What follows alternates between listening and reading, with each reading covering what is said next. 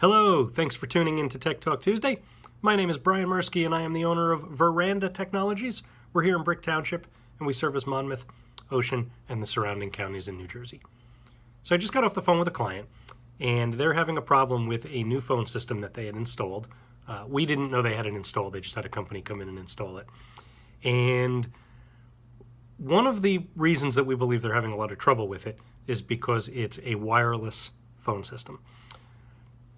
So I wanted to talk for a few minutes this week about wireless versus traditional wire, cable, Cat5, Ethernet.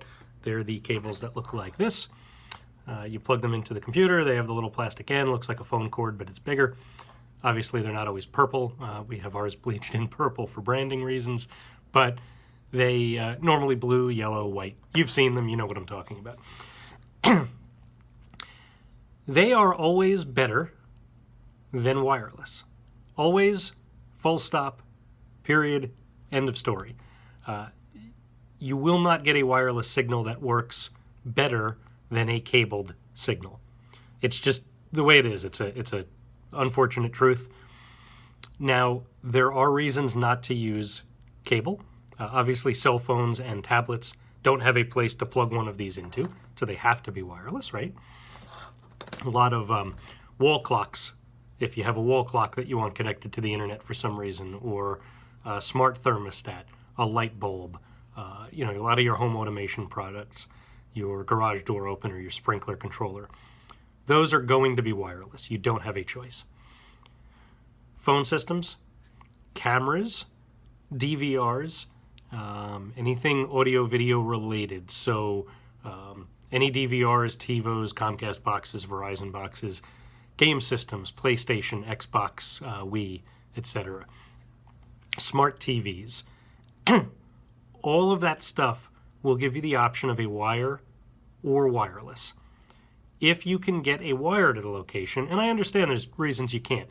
You might have a corner of the basement because the basement's finished. You can't easily run a wire down there. I get it. I'm not saying that you have to use cable wherever possible. What I'm saying is you should use cable wherever possible. If there is an option to get a cable, one of these guys, to something, you should absolutely 100% use that option, even if it costs you a little bit more. If you have to have somebody come in and run the cable for you. It's just, you're not going to get the bandwidth or the throughput that you would over wireless, especially now as we're saturating. My house alone, I have 45 to 50 devices that connect to the wireless. Thermostats are sending quick bits of information back and forth. It's not that big a deal. Downloading an email on your cell phone, it's a quick bit of information back and forth. It's not that big of a deal. When you're trying to stream a video or a phone call to a device that's operating over wireless, with all of that other stuff going on, you're bound to have problems. It's a recipe for disaster waiting to happen. So just want to let everybody know the main purpose of this week was to just say, if you're doing a project like this, if you're getting a new phone system, if you're putting cameras in, if you're doing anything on your network, talk to somebody like us first. See what the requirements are. Think it through. Plan it out. Don't just go to Costco and buy a camera system and say, because the box says all you need to do is type the Wi-Fi password and it's on. Yeah, that'll make it work. It won't necessarily make it work well.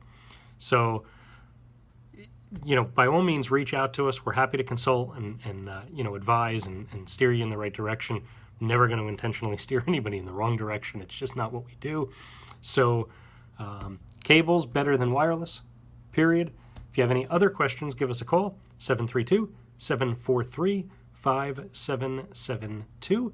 You can find us online at verandatech.com.